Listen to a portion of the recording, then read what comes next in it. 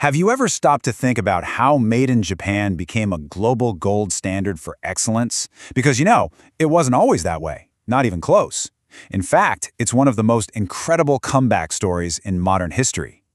Today, we're going to dive into how a nation left in absolute ruins completely reinvented itself by mastering one single powerful idea: quality.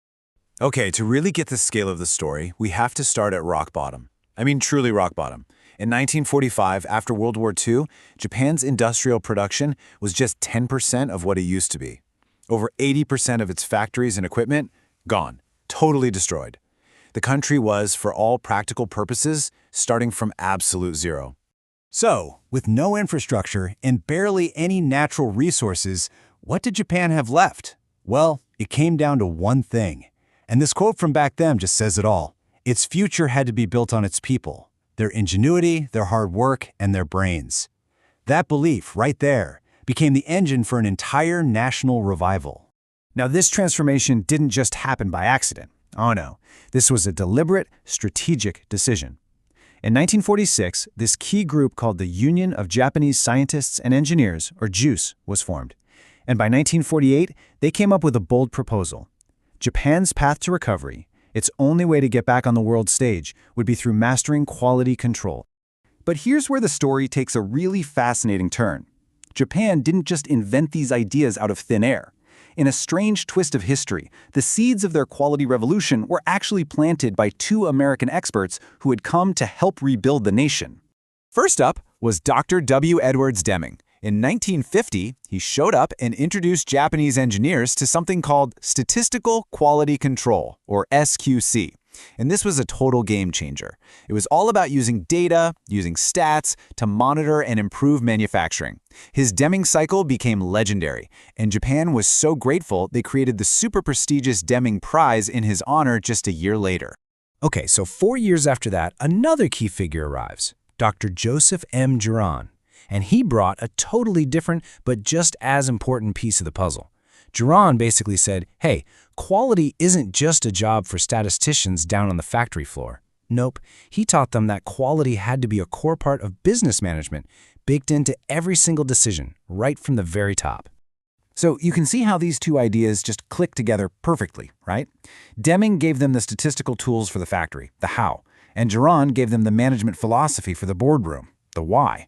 Juran even helped tweak Deming's cycle into what we now all know as PDCA, or Plan, Do, Check, Act. Together, they laid the foundation for everything that was about to happen. But this is the crucial part. Japan didn't just hit copy-paste on what Deming and Juran taught them. They took these ideas, they absorbed them, they adapted them, and then they evolved them into something new, something uniquely and powerfully Japanese. By the 1960s, things really started to shift. The focus moved beyond just the numbers and the stats to a brand new goal: quality control implementation with all members. Quality was about to become part of the very culture of Japanese companies. And this gave birth to the whole concept of total quality control, or TQC. The idea here is pretty simple but profound. Quality isn't the job of one department. No way.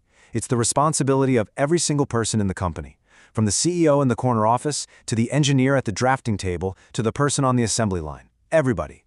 So what did total really mean? This wasn't just some corporate buzzword. It meant company-wide participation. It meant managing across different departments, not just for quality, but for cost and delivery too. And while it needed clear direction from the top, it was all built on a foundation of respecting every employee, which we saw most clearly through the idea of QC circles. And just look at how fast this all happened. I mean, it's wild.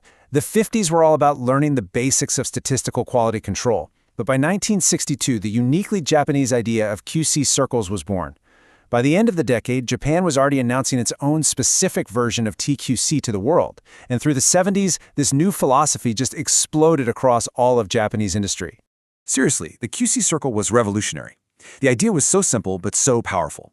You get small groups of frontline employees to meet up regularly and solve problems in their own work areas. This empowered workers, it showed respect for their intelligence, and it unleashed this incredible engine of continuous, bottom-up improvement. It was just unstoppable. And, well, when you get results this dramatic, it doesn't take long for everyone else to start noticing. The rest of the world, especially the West, that had sent the first teachers, started to sit up and pay very, very close attention. By the 1980s, the tables had completely turned. A reverse export of TQC had begun. That Made in Japan label wasn't a joke anymore. It was the symbol of world-class quality.